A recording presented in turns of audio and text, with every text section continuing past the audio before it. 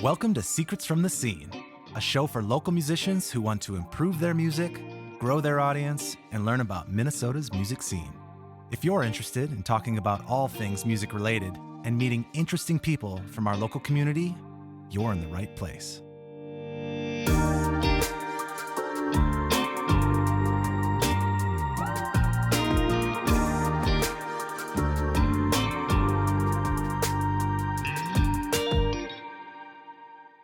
Welcome to Secrets from the Scene. My name is Stephen Helvig, and I'm your host. Today's episode is going to be a fun one.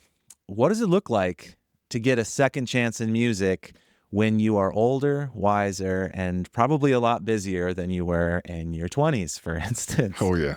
My guest today is Darnel Alexander. He's a soulful R&B singer and songwriter who came up in the 90s. He was in the boy band era. He was in a group called Second Nature. And he's recently found a whole new wave of listeners on TikTok. He's gone viral through singing some covers on TikTok. And we're going to talk about that, of course. We're going to talk about his history in the 90s, the highs and the lows of that era of being in a boy band, being through the sort of major label system and all of that. And also Darnel's mindset of how he's looking at this second wave, how he stays disciplined and health focused while he's building a life that he actually wants and likes as a dad. This one's about longevity, perspective, and the power of showing up when your moment comes back around.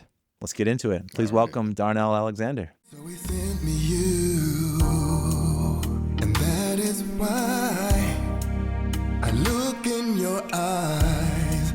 I can never get enough of your love. Oh no. And your mind is so amazing, so much smarter than I am. You're my educator, my motivator. Whoa. Thank you for having me. I'm grateful to be here. Thanks for making the time. Yeah. So I want to dig into the 90s era because I'm a 90s kid. Yeah. And, probably one of the more influential groups when I was like, in elementary school, first hearing the hits on the radio was like Boys to Men. Oh, sure. Sure. Couldn't get enough of that. Right. And you were in the mix of that, Yeah, at man. that time. Like, I want to know all about it. Where did that start and what was that like? Let me just tell you, obviously, I'm from Seattle, Washington, born and raised, and there's a lot of music excitement, all the way from when I, was in high school and graduated from high school. Once I got out on my own as an adult, I started networking with other artists in the city, singing in underground talent shows at like nightclubs and whatnot. And that's when my production experience started, like writing and recording my own material. And soon after, kind of getting my feet wet, had a first group called Third Level, and it was just some guys who were just excited to work with a talented artist and wanted to get in the industry and be a part of the music industry and have a career there. And I was with them for a little bit. They were linked up with Sir Mix-a-Lot, who grew up in my neighborhood. So that was kind of interesting to like hindsight and look back on that. Yeah. It's like, oh, he's like, lives like a few blocks down from me. Next thing I know, as an adult, I got a chance to work with him and be on his compilation, Seattle, The Dark Side. And that was cool. So his compilation got nominated for a Grammy. Great experience to work with a professional who's in the industry. And then from there, I went on to go with Second Nature. And Second Nature was created by this guy who was a producer, him and his brother, Don and Oman, and they wanted a super group. So they actually created a couple of groups. So Second Nature and a group called Simply Smooth. So we both came out of Seattle. One went to Hollywood Records, and Second Nature was signed to a local independent label. Okay. So that was quite the experience. All right, I have a few questions. First of all, the Third Level, that's the first group. But was that you were the artist there, and then it was the other people in the group were sort of like producer, manager, that sort of deal? Producing and writing, and vocals. But they didn't want to be like the front man. They just wanted to, be a part of the team and make something cool happen. And they were all super talented writers. How old were you when that started? Oh my God, probably 22. Okay. I want to say. And that was just sort of being out in the scene. You met some people that heard you sing and thought, this is the guy we want to have do this. It's look. So it was at a talent show, and these guys came up to me. They're like, yeah, man, you know, we want to work with you. We want to, you know, produce some music and you know, go from there and see what happens. Were they peers? Were they of the same age, or were they? They were a little bit older than me. Okay, They yeah. graduated from Morehouse College, and so they were college, you know, graduates. And here I am, just basically getting out of high school, Gotcha. performing in nightclubs. But they saw me at this talent show, and they were like, "Let's do something." And that was my first experience working in like a really big studio, reel to reel, Yeah. you know, professional equipment all the way around. And the producer for that project was Derek Clark. He's now Grammy nominated, Grammy award winning producer now for like gospel Sure. and a whole bunch of other stuff. But back then, you know, they were just responsible for trying to make the best product possible for us to make something happen. Yeah. How long did that last before I Second want to Nature? say it lasted a couple of years. Okay. You know, we had been working diligently to create, you know, some songs and get some stuff out. So, you know, it was released on Seattle the Dark Side. And then from there, you know, nothing really panned out for at least for me. So then Sure. I just moved on to Second Nature at that point with a little small gap in between. Okay. And so Second Nature then is more of your true, there was 4 of you? 4 of us, yeah. Doing more of that era's like typical sound of the Typical yeah. acapella, R&B, doo-wop. Yeah. And that was super fun because it was a lot of dynamics, a lot of different personalities, but a very cool experience, you know, with doing music videos on a professional level and touring the nation and going on shows like BET, Midnight Love, and performing with, you know, we were there with Queen Latifah and one of her artists. But, you know, throughout that time, we performed with a lot of cool artists like Boyz II Men.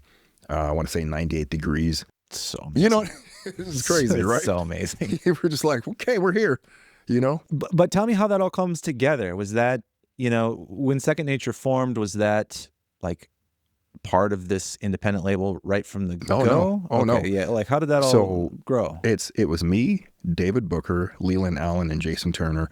And I knew David Booker from a talent show, you know, back in the day when I was working with their label.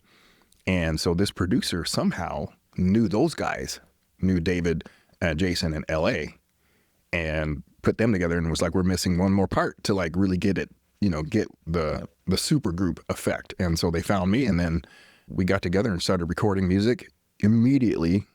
And then from there, you know, we knew we had a product, and then we started looking for, you know, a label or people to invest in us basically so that we could, you know, make the dream come true, so to speak. Yeah. And then so you signed with an independent label that was based in Seattle. Based in Seattle. It was run by John Gregg and Eugene Robinson, who used to play for the Seahawks. So 2 athletes. So gotcha. a very cool experience there. And, you know, we got a chance to do the Super Bowl, not the Super Bowl, but we were in Phoenix in 95 for like all the parties. And Yeah. so that whole experience was super cool. You know, Yeah. like going from Seattle, and I had never really traveled. It's Phoenix. It's like 75 degrees. Everybody's like summertime. And I'm like, whoa. You know? But the experience was cool because we were able to interact with quite a few celebrities and artists during our time down there. So Yeah. All right. I have so many questions about this just because that seems like such an amazing time. Yeah. But first of all, had you sang in an a cappella quartet of any sort Never. up until that point? look, I only sang in church once, and that wasn't even with a group. So that's fascinating to Right. me. Like, what was the learning curve in terms of getting like harmony parts down? You know, and trying to think about that, but just like, right? Because here's the thing is we weren't like your typical a cappella R&B group. You know, each one of us would sing a high part, a low part, a mid part, and we would just switch off. And so our practices were, let's pick a song and let's just come up with some cool harmonies and then perfect it so that each song identified Second Nature as a very unique a cappella group. So we'd come out there and do our shows, and you couldn't tell who was doing the top or the bottom or the bass or the, you know, Gotcha. you know what I mean? So yeah, super interesting. Interesting indeed. Yeah. How did you pick like who was going to sing lead? Well, you think, you know, in that group, there was not like a real lead singer, Okay. but I had lead parts, and, you know, Jason, we all had lead parts. So you just sort of LA, traded everybody. Yeah, so we would trade Yeah. like certain songs would feature each, you know, artist. So, which is kind of cool because everybody gets a chance to shine. So, but it was just funny because, you know, we we would pick a song and start working on it. And then, whoever, basically, if it fit them, then we just roll with it. Did you have a musical family or musical education or anything like that prior to this happening? For me, I just knew my mom. She was always singing around the house, and she was always playing music on the stereo. So that was what I grew up with, just hearing music all the time, everywhere we went, road trips. Yeah. 8-track tapes, just music forever. And I didn't really know I could sing until like middle school. I just started singing to girls on the phone. Hey, you want to sing some, New Edition, some DeBarge? Okay. Yeah. Just funny stuff. But it really didn't hit until like high school when I was like, oh, okay, I can actually do something with this. Yeah. Who was like your biggest inspiration? Who did you feel like that's who I want to be like? Oh, Luther Vandross by far. Yeah. It was just the way he carried himself. I've always been attracted to the artists who are classy. They carried themselves with, what do they call it? Like an air, smooth. And his voice just seemed to fit my voice. Mm-hmm. And so the funny thing is, I became popular for singing Luther Vandross covers. Right. But I didn't sound like this back when I was that age, in my 20s. I listened back to some of my recordings. I'm like, there's no way people would think I sound like Luther Vandross then. Well, male voices take a long time to mature. Let me tell you what. Yeah. So like, now I don't think they stop until like maybe in the 40s or so. Like, right. They're still sort of changing for quite a long time. I want to say mid 40s to 50 is when really I started honing in on the texture of my voice and coming up with a really good tone that I thought would, stimulate ears. That's what I will say. What do you think you learned from that whole experience of being in, a boy band, Second Nature, that prepared you for today? Well, I remember all the practices, so, a lot of that perfection and stuff that people heard from us didn't just come overnight. It came with a lot of rehearsals, a lot of practices, and a lot of compromise. Everybody can't get their way. But it did prepare me for experiencing, fame on different levels, right? Right. And being able to handle that with humility and being grateful. Even back then, we were just grateful to just have the opportunity. And I still feel the same way now. What did you learn, like, when you were, opening up for some of these legendary acts? So I would say, some of the acts were really, really down to earth. And some people, they always say, don't get too excited about your heroes because, everybody, has a different, they walk to a different beat. Some people really don't want to be bothered. Yeah. And that's okay, and I respect that because the industry can wreak havoc on people, when they're working so hard to maintain a certain status or a certain level of fame. So I just learned to just, be authentic, be original, and, keep everything in a way that you can live with. Can you remember a time where, like, you're at one of those shows, whether it was on tour or, opening up for somebody, where you're like, oh, that's the bar.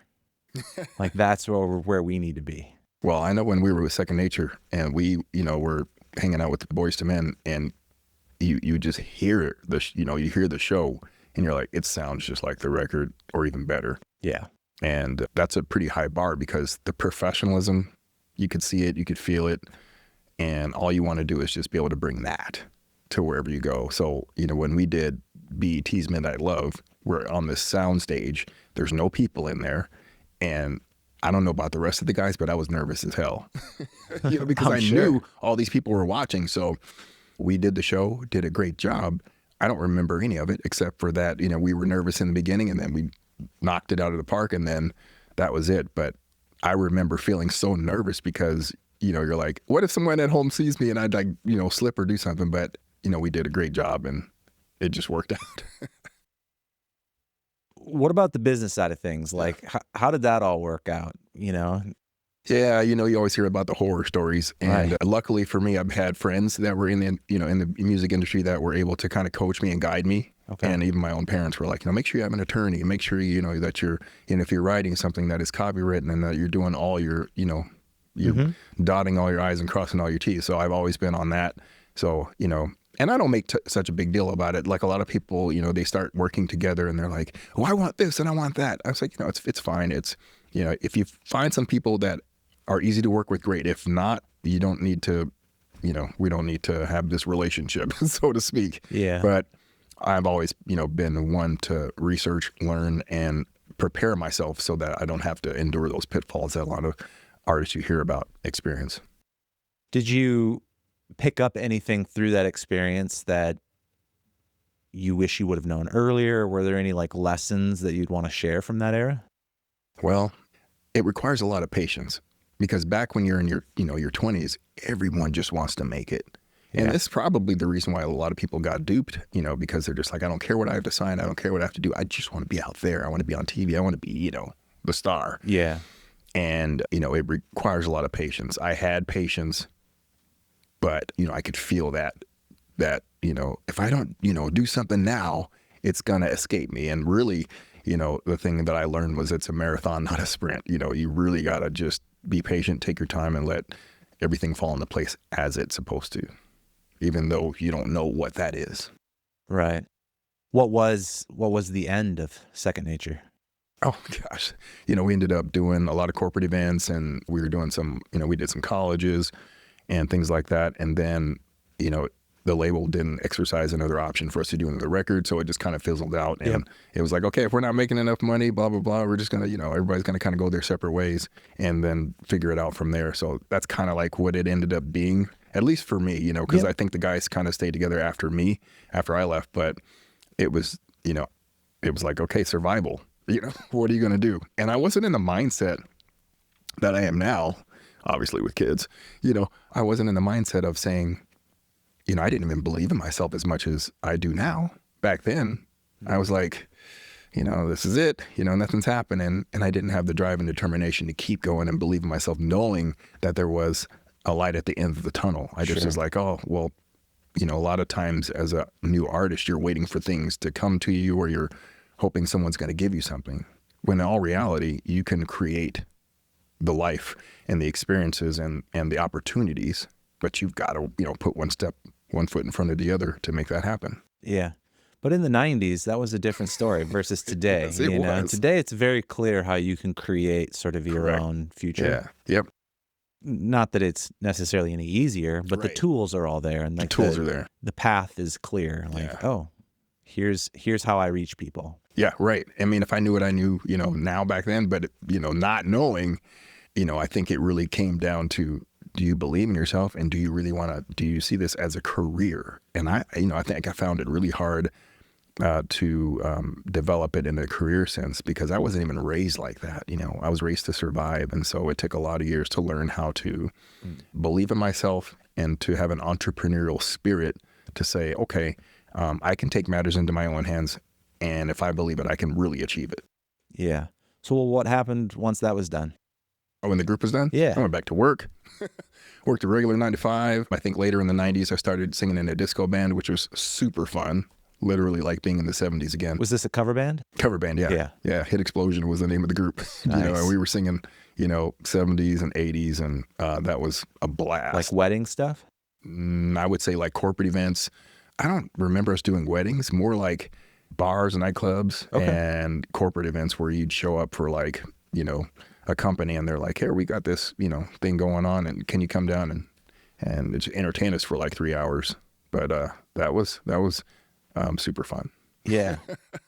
Well, and probably the first hint that like covers are a way to if I get would a have crowd known back interested. then, because you're working on all this original stuff, and you want to prove yourself as an artist, but what you don't realize is a lot of even Luther Vandross, a lot of famous artists made their start doing covers. And A lot, especially some of the soul singers and stuff, right? A lot of them came up doing cover. Well, and that was a little bit of how the music industry started with singers in general, that, you had singers and then you had songwriters. Right. And they were often different people. Correct. Yeah. And so they might be singing an original song, but that was only for them or first written for them. But a lot of those great singers came up singing whatever was the hit of the day. Right. And they were doing their version of the hit. And it's funny because back then I didn't know. I was just like, oh, this is a great song. Let me sing this. It sounds great. I was singing A House Is Not a Home by Luther Vandross all the time in talent shows. I had no idea someone else, Burt Bacharach wrote it for him or wrote the song, and Luther decided, oh, this is something that's going to be in my wheelhouse. I'm going to Lutherize it and make it famous. Yeah. So when I stumbled upon a cover, it was so amazing singing that in a garage with no music, just walking through the garage, la, la, la, singing, and posted it, and that went viral. That finally. Yeah, let's that fast forwards to more of like today, right? Yeah, Is you're singing a Luther Vandross cover in a parking garage. Right. So you've got the big acoustics and that sort of thing, Right? Love that. Purely a cappella, just walking through.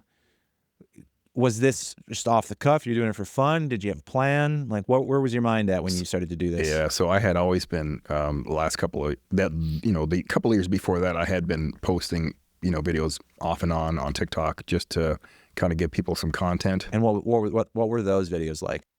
They were just simple videos of me just singing a cappella somewhere. I hadn't moved on to adding music to it, and giving people that experience. So a lot of the stuff was, just a cappella stuff or promoting my original material. Okay. That was it. And I didn't really experience any kind of, major hits from posting those, but I wanted to be consistent and wanted to just, kind of keep the interest in what I was doing out there. But really, I was more focused on the original stuff. So when I would do like a cover of like a Luther Vandross or something, that was kind of like random, right? Yeah. Happenstance. And so I'd do that song and all hell broke loose after that. That's all I could say. Because, to me, I'm like, I sing Luther Vandross stuff, but I didn't realize that I sounded that close to him. In my mind, I'm like, oh yeah, I think I sound great singing it. And when I cover artists, I like to kind of keep it close to what they sound like without, literally like duplicating everything. But I want to kind of give like a little bit of me, but mostly kind of honor the artist. Right. So. Okay, so this thing starts, taking off, starts going viral. Yeah. That was the first thing you had majorly viral, right? Oh, yeah. What do you think was different about it? I think it sounded great, probably. Very clean. The rawness of it, I think. Singing in the garage and then just giving people that vibe. People could, definitely, make out that it was a real person singing the song. Mm-hmm. What year, first of all, when did this happen? I want to say last year, but maybe a couple of years ago. It's been like time is moving really fast now. So let's just say a couple of years ago. In the last 2 years. In the last 2 years, yeah. Yeah. But from that, when that went viral, that's when I really started to take it seriously and turn it into something great, so to speak. Yeah. You see this success. You're starting to get feedback, I'm sure. Oh, yeah. It clicks in your mind of like, oh, well, maybe this is a path forward for getting people's attention. But at the same time, you have the people that are like, why aren't you doing your music, man? Oh, yeah, right. What's up with all these covers, Yep. And that's a truth, a battle that I think a lot of artists face, right? And that I need to be doing my music. I need to be promoting my music. Yeah. But I think a lot of it is like, it doesn't have to be one or the other. It doesn't. It doesn't have to be one or the other. And when somebody says, why are you doing covers? Yeah. To draw attention to this. That's right. Go ahead and check out my original music if you'd like, now that I have your attention. Right. Yeah, because I would get that a lot, and I still get it today. I'll get, there's one video, it's, so I went from doing the a cappella covers to adding music to it. And I knew when I started adding music to it that people wouldn't actually believe it, because it's like, now it's like, and with the advent of technology now, you can bring the studio and just run it through your phone and record it. And people are hearing what it sounds like if it was professionally recorded, but it's live. And so then it really was like, oh, this guy's miming, he's lip syncing, blah, blah, blah. And then I'm like, okay, then I'm, upset. I'm making videos like, yo, I need to, I can sing this for real. I'm singing a cappella, trying to prove to these people. And, but I really had to get my wits back, about me and say, look, I have got a goal. I've got a game plan. Just stick with it. Don't let all of the negativity throw you off track. because there's a lot of people who do it, but the majority of the people loved it. And the majority says, bring more, we want more. And so, and that's what I listen to. What have you found to be more successful, the a cappella or the music synced stuff? The music sync stuff. Okay. People really, because it gives them a vision into what would it be like if he was singing, it live and in person at a concert that I just went to like last week, Right. And so I'm bringing that to people now. It's the Luther Vandross covers live to performances and venues around the nation now. You've had more than one viral success, right? Oh, I figured out the formula. Yeah. I was like, okay, this is what we're going to do. But after, let's say, the first or the second or whatever, did you have a feeling of like pressure? Oh, yeah, because, you want to be consistent. And, and then, of course, with social media, they can, what do you call it? Where you like post something and then nothing happens. Yeah. I can't even think of the word, but sometimes they'll do that. And then you're like, oh, what happened? Wait, Yeah. I really wanted people to like really feel this. And so that still happens from time to time. But like I said, it's a marathon, not a sprint. So I'm really just trying to throw content out there. People can dig in. If, some people do go down a rabbit hole and look at all the videos, and other people are just like, where's your, why don't you do some original stuff, which is baked into all of that as well. Yeah. So I try to give people a mix of what I'm doing currently, original music, and still keeping the covers flowing, because that's what really people love. One thing that I really admire about you and think is fascinating about your story is that you are now like taking charge and using social media, even TikTok, which is a young person's, Really platform, is. Being somebody in their 50s and getting amazing opportunities out of this. Yeah. We have plenty of listeners that are going to be, at least 30 and above, right? That struggle so much with social media and are frustrated that it even exists and how it's changed the music industry and all that stuff, and rightfully so for many reasons. But here you are, right? Yeah. And, late in life, 2 kids, all that stuff, like right. turning it around and figuring out how to make it work for you. Yep. I think that's really inspiring. And at the same time, it's not like it's just, clicking on all cylinders. Like you said, some things go, completely fail, right? Yep. And then there's all the people that disbelief and the haters and that sort of thing. Right. But you seem to have a really great mindset around social media of how to make it work, how to be consistent, how to look at it, how to frame it. Where did that come from? How did that mindset get developed? Well, I feel like I've always been a very positive-minded person, and I'm also the type of person that doesn't look at my age as being a factor. And I believe that if anyone wants to be successful, you have to be willing to bend, to be flexible, and to learn and to grow. So, if you're not learning something new, you're dying. So, even with AI and, the videos and the music and all of that, it doesn't scare me. I just want to learn so I can figure out how to apply it to what I do to keep people entertained, to give them good products. It's just, I've been in sales. I've worked, all different kinds of jobs. And so the mindset probably comes from that, right? Because you're like, if you're going to have a successful business, you've got to get your hands dirty. You've got to put both feet in. And I think it's important to always remember that, if you're not learning and growing, you're not living. I'm just not one of those people that's going to be stuck in my ways and complain. People complained when auto-tune came out and they're like, oh, it's this and you're ruining this and blah, blah, blah. And then, next thing you know, it's like it's our everyday life. And the same with AI and everything else. So in my opinion, if something new comes along, let me learn about what it really is and figure out how to apply it to what I'm doing to see if there's any value that I can give to my consumers that like what I do, Yeah. So. Yeah, it's a growth mindset, right? Right. Of like, how do I take this and make it my own and, produce value with it? Right. How can I use this to elevate an experience? Or even being curious about like, well, what do people like about this? Right. Why is this popular? Right. What's the deal? What's the deal? And how do I, grow with that? Yeah, because I get that, people get really comfortable and like it's working. I don't want to have to like make any, adjustments now. And I just know that, things are always changing, and even more so faster now with the advent of AI and technology. It's just, moving at a blinding pace.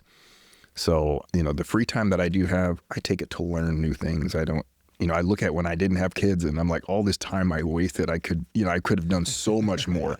But now that I have responsibilities to them, all I want to do is try to leave a legacy behind for them, but work really hard to be an example, but then also to, give them, something that's of value. Well, let's kind of get into that. Like, okay, this, we've been calling it sort of the second chance or second wind, right? Of this stage, because you have a period of your career where you're not necessarily not doing nothing. You had other projects and stuff, but it wasn't what it is today. Correct. You had your early phase, and now you have this phase where there's a lot of things going on. Right, it's crazy. But at this phase in life, you have so many more responsibilities. Yep. But now all these new opportunities are coming to you. Yeah. How do you look at this? Like, what is this second phase, the second chance, the second wind? What does it mean to you? Yeah. And how are you approaching it? Well, first of all, it means a lot, right? Because it means I have the opportunity to turn this into a full-time career. It means that I do have a chance to leave a legacy behind. And so I take it seriously. I don't take myself seriously, right? I don't have the ego.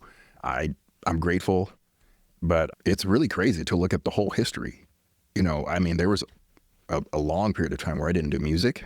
I want to say like I left Seattle in 2001 and I didn't start recording music till 2009 and like writing my own material and getting into it when I moved to Minnesota in 2003.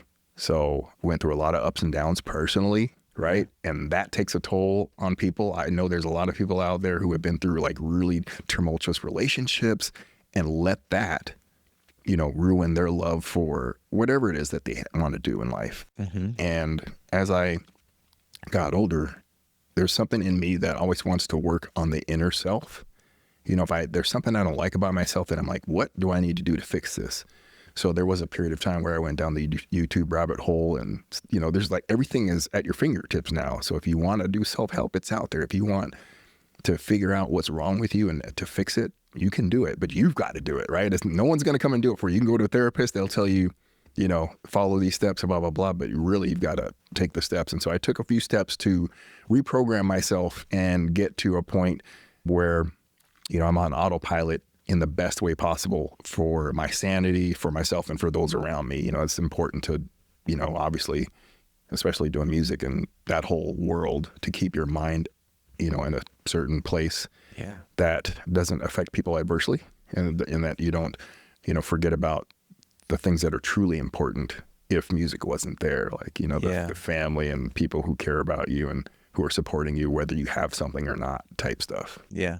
Well, it's definitely clear to me that you've done some of that, like self-reflection and that personal deep work. Oh, because even when we had a call before the interview, you had said it's not about making it; it's about making a life that you actually like. Yeah, right. And you got to be able to enjoy it, because you hear the stories about some people who are doing it, but they don't really love it. They don't really have, and that's the best thing about today is.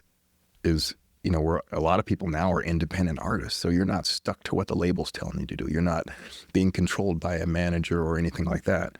And, you're in the driver's seat and you can make it what you want it to be. And that's what I try to do thoughtfully and intentionally each day. Is I'll wake up and say, what do we need to do? And how are we going to make this a productive day? Yeah. It's day by day, you know what I mean? And then whatever happens because of those results or because of those actions, and, we just let it speak for itself. But as long as I'm doing what I'm supposed to do, then I feel good. Yeah. So what doors opened after this viral sensation? Oh my goodness, man, it's been nuts.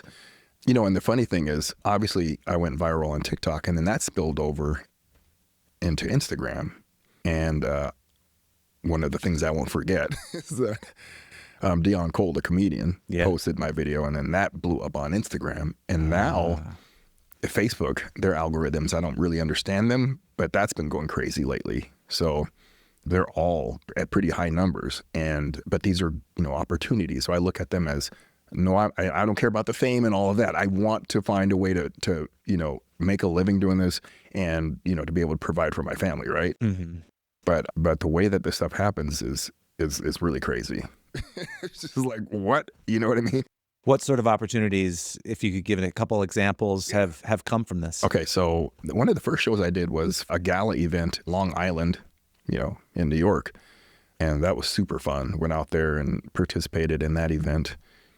And, opportunities to perform in Vegas for different shows and festivals. And the biggest opportunity thus far, I want to say, is the Apollo Theater. And I hadn't been there since 95 with Second Nature. So that was crazy, right? I'm like, what? Apparently, the powers that be had it that there was an event scheduled, to be, tickets are sold out. But the performer, for some reason, wasn't able to do the show. And they found me on Instagram. Thanks to social media, it's so crazy. And all I know is I got the message, tell your manager, find out, can you do this show? I need to know ASAP. And I'm like, yes, I can do it. I just, so I sent it to my manager, and I got a chance to do a Luther tribute at the Apollo. It was just beautiful, just great. That experience I'll never forget. And, and more experiences from there. That's amazing. And you're getting flown around to these different private events, meeting more people. Yeah. What is your sort of next goal? What's the next thing you're trying to accomplish? Obviously, there's a lot going on. So next year, I'm going to be singing in the UK in March, and really trying to build a presence there for what I do, and then to try to listen and really feel out what's going to work there. But my biggest goal is to do a project that's going to really reflect my sound, but really be on the mainstream, so to speak. I've always wanted to be a mainstream artist and be on the radio with all of the top performing acts and whatnot. I realize that the music that I do is probably a little bit different genre than what's happening today, but I still know there's a place for me, whether it be adult contemporary, but I can hang with the best of them. I believe that. I just, I'm looking for my opportunity to create a project that's really going to shine and show people what I'm really capable of. Yeah. When it comes to picking songs, do you think about, oh, well, this is a really popular song and I sound like this and that's why I want to do it? Or is it, I could do it differently in a new, fresh way and that's why I do it? Is it because it's challenging? Is it because it's easy? What goes through your mind in terms of deciding what you want to put out? Well, the cool thing is I was fortunate, again, you're talking about opportunities, and I was able to do a song called Amazing, and that was produced by Dennis Bettis and Dennis Atkinson Jr. Dennis Bettis produced songs for Johnny Gill, Charlie Wilson, and Keith Sweat. And I was like, okay, that's cool, right? And they were able to write a song that really fit my voice. And I'm always captured by the production content. What do I feel when I hear the music? And does it sound like me? Me being, does it allow me to do all the stuff I like to do in a song? The smooth, a little bit of, belting. I'm a balladeer by nature. I like to sing ballads. And they were able to produce a song for me called Amazing that showcased that. And so, and then the most recent release that I was able to do was with Omar Wilson. He's an R&B artist on the East Coast, and we did a duet. And his manager / producer sent me the track. And again, when I hear the music, instantly I was like, oh, this is right up my wheelhouse. And so he allowed me to come up with, the theme of the song. And I'll just listen to it and see, what does it make me feel like? Because if I like the music, that's the easy part. But then trying to come up with the concept and everything, I just go by, what does it make me feel? What does it make me feel like? And that one's called I'll Give You My All. I feel like that was a chance for me to really showcase a whole other side of what I can do vocally. Reminds me of a little bit of Peebo Bryson mixed with Luther Vandross or something, just crazy. And, but yeah, so I'm having a lot of fun with the material, but I always like to, feel something with the music. And I don't do it because it's popular or because it's current. I just need to vibe with it. It just needs to hit like a good meal. What about the covers, picking covers? So with the covers, it's fun because a lot of people are always asking for the traditional, most popular covers. Right. And what I try to do is I take myself back to when I was a kid and think of the covers and what they made me feel like. Because I always like to sing things that bring out my emotion and bring out my feelings. So when I sing them, people can know that I'm really in it. So I'll choose a cover that maybe we call them obscure covers. That's the term that I've been getting. Is, you sing these are, they're not the most popular ones, but everybody remembers that one. Deep cuts. Yeah. Yeah. So those are my favorite. The type of songs that if you're a fan of this, you like this song, but not everybody knows it. I'll do that, and I'm not looking for, I'm not looking to go viral or anything. I just want certain ears to hear it, and and to get people to just feel something, because that's kind of like what we're lacking these days with electronic music is people can vibe with it, but are you feeling some type of way, and will you remember the way you felt after you heard that song, There's a ton of songs that I grew up with that I still, they take me places, they take me back when I hear them today, and that's what I want to get into and sing. Yeah. All right. I want to touch on just a few more things here before we wrap things up. Yeah. Because another aspect of you that we haven't talked to yet is sort of the health side. Oh, sure. You were a bodybuilder for a little while. Oh, yeah. And clearly you must have a regimen for taking care of your voice and things like that. Sure. Like, walk people through what that looks like. Sort of your health mindset and how you take care of your body, how you take care of your voice. Yeah. So I've always been into fitness, fitting burgers and pizzas. No, I'm kidding. But I've always been into fitness, right? Since the early 90s. And it's always been a part of my life.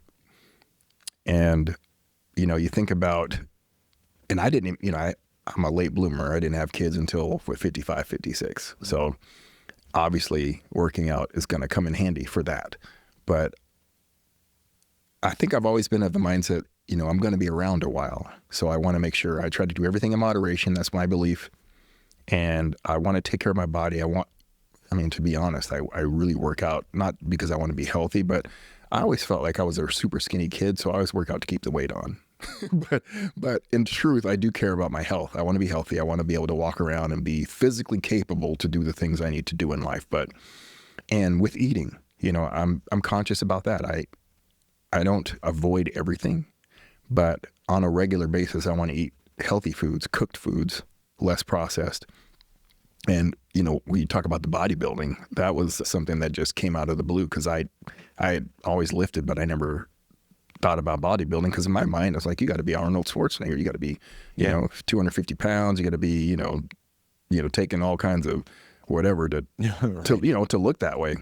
And this guy approached me in the gym one day and was like, dude, you've got like what it takes to like do this. And I'm like, really? To me?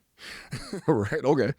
So he gave me some information. I took that information and ran with it. And it was funny. Probably what I want to say, 45 years old, I won my first bodybuilding competition, first place for masters, which is, your older dudes, and open class, which is all ages. So it's kind of cool because you're like, look, I beat the young guys, right? Yeah. And I did that for a couple of years, and then I just moved on because I like to be diversified in my life and the things that are important to me. So not only do I work out, I do music, and I love, being one with nature, right? Appreciating the sun and the sky and the trees and the forest, so to speak. I care about all of those things. So I try to keep myself well-rounded in life. And, but yeah, and vocally, that's important too, especially as you get older. The last thing you want to do is lose your voice or lose the special qualities that with some artists that put them there in the first place. And so I do, I don't smoke, and I do the tea and, and I've got the steamers and all this stuff. So, I really take it seriously. So like before a show, I'm sitting there, I'm doing the nebulizer. I've got my throat drops and throat coat tea. And, okay. Lots of, liquids to try to keep everything ready to roll. So when I do the show, that I give them the best. What do you think the one habit is that makes the biggest difference for you as a singer? Well, avoiding cheese and dairy products for like the first, the couple of days before the show. That's super important because that will, I've had an experience back when I was with Second Nature. We did one of our last shows, and I had pizza and sang the show, and I think I lost my voice for a month. Really? Yeah. It was crazy. Yeah. So no dairy and pizza and all that, at least a few days before the show. But, but that's, but those are the things, especially my voice is very sensitive in the way that I sing. So I think, at least for me, I've got to pay attention to everything.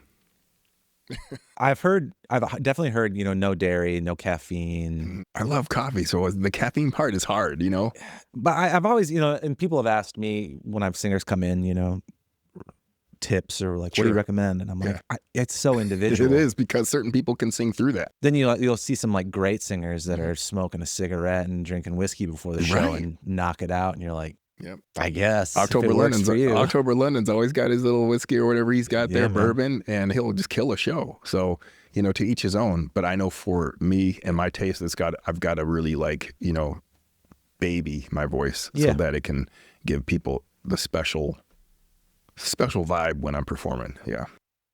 I'm trying to think of anything that we missed that we haven't covered yet. I know, right? So we've got, you know, the show, you know, next year in London. That's going to be cool. You know, I mean, I think for 2026, my goal is to create, you know, just another level of sound for people that is current, but still reminiscent of the old school vibe that people brought me here in the first place for, you know, like the covers. And like I said, ideally, you know, I'm hoping to connect with the right people and do some of these covers, redo the covers, but in my own style, and give people like, what would it sound like if Darnel Alexander sang that? Oh, I have a question for you. Is there a cover that you're scared to try? Oh yeah. I mean, you know, I look at people like Teddy Swims, right? I'm like, I'm not messing around with that. You know, I mean, what is it? Lose Control? Yeah. I mean, that's, you know, I'm a baritone, so I just don't, you know, there are songs I don't touch because I know my range, I know my you know, where I sit, but I give it up to those singers who have like really high voices or really strong, powerful. You know, I give it up to you. Of course. Yeah, there's range limitations, right? And I want to, you know, I always try to pick songs that really showcase the best of the qualities of my voice and not mess around with songs that are just like, for example, Peebo Bryson, love him, right? He just has like the most special quality and tone in his voice, but he's a tenor. I am not a tenor. I can't sing that stuff. Yeah. You know, I might mess around in the first part of the verse, but then he takes off into the stratosphere. right. I'm going to go ahead and just take a seat. What song do you wish that you wrote? Oh, that's a good one. Oh, man. You know, to think about it, I don't know right off the top of my head. God, it would have been cool if I wrote like If Only for One Night by Luther Vandross, or, well, originally, was it Brenda Russell, I think, wrote that song. Okay. Because, you know, he's doing all these covers. You think it's by him, but it's, you know, these covers are, and Superstar, or, you know, originally done by the Carpenters, right? Or is that? I don't know. I don't know what the original is. You know, long ago and on. Yeah, that was the Carpenters doing that. But whoever wrote it, I'm not sure if it was them, but beautiful, beautiful music, beautiful song. So what's a lesson that you've learned that the internet forced you to learn? Well, I will say the internet forced me to remember that, you know, the comments and everything are really not to take them personally, you know, because people are always got an opinion. Doesn't matter what you do or say, what field you're in, someone's always got an opinion. I always try to take things when I go on social media and look for ways to learn and grow and to find opportunities versus just the dumb scrolling and, you know, and falling into the black hole of algorithms and getting lost. Because that's really what it's designed to do, is to pull you in. But I always try to, you know, I limit myself and look for, you know, just little opportunities, and, you know, I just don't spend too much time trying to, you know, live on social, because it's a lot, especially just responding to people. Well, that was my next question, is then how do you balance being present and responding to fans? Right. And, you know, and I always want to be present for my daughters and be there and be like, and I just, you know, what I usually try to do is while they're asleep, I'll get up in the morning, try to address, you know, whatever comments and things are there. And then I'll work, because I still work a full-time job. Yeah. I mean, you know, I'm working out. I got a full-time job. I got the kids, you know, and training, and, you know, I'm working on all cylinders here. But I always try to balance it in a way that's not going to drive me crazy and that doesn't burn me out, because burnout is a real thing with whatever, you know, whether it's music or just a regular 9 to 5, you can. But I do give it a lot of effort, but also make space, you know, for myself to reset, to breathe, give myself a social media break, and just focus on the kids, and or just when I'm working out, listen to some good music. And yeah. If somebody's listening right now that feels like they've missed their shot, you know, Oh, sure. what would you want to tell them? Oh, they haven't. You know, if, like I said, if they really believe in themselves, if they love what they do, just do that. And because the rest will come with it. Because when you love what you do, you start creating opportunities that will put you in the place you want to be. I think it's the unseen, it's the unknown, it's the answer that you haven't received yet that's just waiting for you, but you've got to keep walking in that direction. Yeah. And I think it also circles back to you got to find your own why. Yep. And what makes you truly happy about it. Right. Because if you are just chasing sort of numbers and external validation and things like that, like not everybody has your voice. Yeah. Right. So just realistically, not everybody's going to have that kind of success necessarily. Well, it's funny that you say that, because when I first started on TikTok, and even today, you know, there's so much talent out there. There's so many people who are so good. So it's easy to knock yourself out of the race and say, you know, these people are way better than me. I'm going to go ahead and take a back seat. You got to remember, if what you do, you believe in and it's unique, you know, carve out your own lane, just do what you do, and people will recognize that. And that's it. Like there's something for everybody out there. Yep. But it's going to look so different for everybody. You know what I mean? And you just have to get back to your why of what brings you joy and follow that. And, you know, ideally that comes with some viral success, and, you know, right. and that sort of, but if it doesn't, it's still okay. It's okay, because you got to remember, like you said, why you're doing it. Yeah. And for me, even if I didn't have the viral success, you know, what people don't know about me is I get the most joy musically from creating. I can create a song, love it to death. If I never released it, I would still have the joy of listening to it over and over and over again, because I just love it so much. And it's only a benefit if people jump on board and want to promote it and, you know, share it with other people, and they're just like, we love this guy, you know. But yeah, even if I didn't have any of that, you know, as long as I am able to do that which brings me joy, I'm good. All right. I ask all my guests if they want to share sort of a secret, and I've framed it in different ways for different episodes, but I think it would be kind of fun, because you have such an early era and the current era. Like, what would be the one thing you would tell yourself, like that you know now, that you would like to tell your earlier self? Oh my gosh, man. Number one, like, believe in yourself, like in a way that's like confidence building, because a lot of people embarking out on their own, whether it be, you know, a business, starting a business, or, you know, trying to create some product or something, a lot of the reason why people are successful is because they have the confidence. So, you know, people are going to tell them no. They're going to say, I don't know how that's going to do. You know, it's going to be that person on your shoulder just whispering in your ear, there's a little bit of doubt there. I don't know. You know, you really need to stick with your 9 to 5. But you've got to believe in yourself and have the confidence, and the confidence will drive you a long way. If you know, my older self would have told my younger self, bro, you got it. You can do this. Just keep going. It'll come. But don't listen to anything anyone says, even your own voices inside your head. Remember, you know, you have what it takes. So, yeah, I mean, that's what I'd say. The confidence part is huge. Yeah. Believing and loving yourself, right? And just being like, I'm good enough, you know. It's got to start there. Yeah. You know? Yeah. You have to have that at a minimum, to some degree. Yeah. Obviously, there can be too much of that. True. Right? Yeah.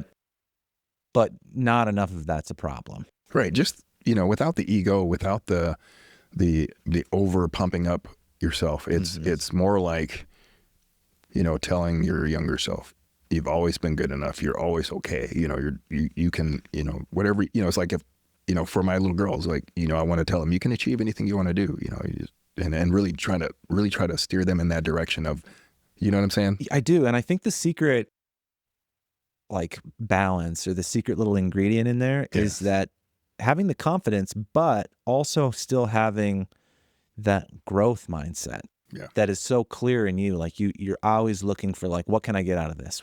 How can I benefit from the situation? And what new things can I learn? How can I understand this new thing? And that's a crucial balance to the confidence thing. Because if it's all confidence, right, then you can kind of just stay stuck in your ways. And, well, why isn't this working? Legend in your own mind. And that's not helpful. Yeah. You need to have confidence, but then also the humility and the curiosity to continue to improve. Yeah. And I'm ever so curious.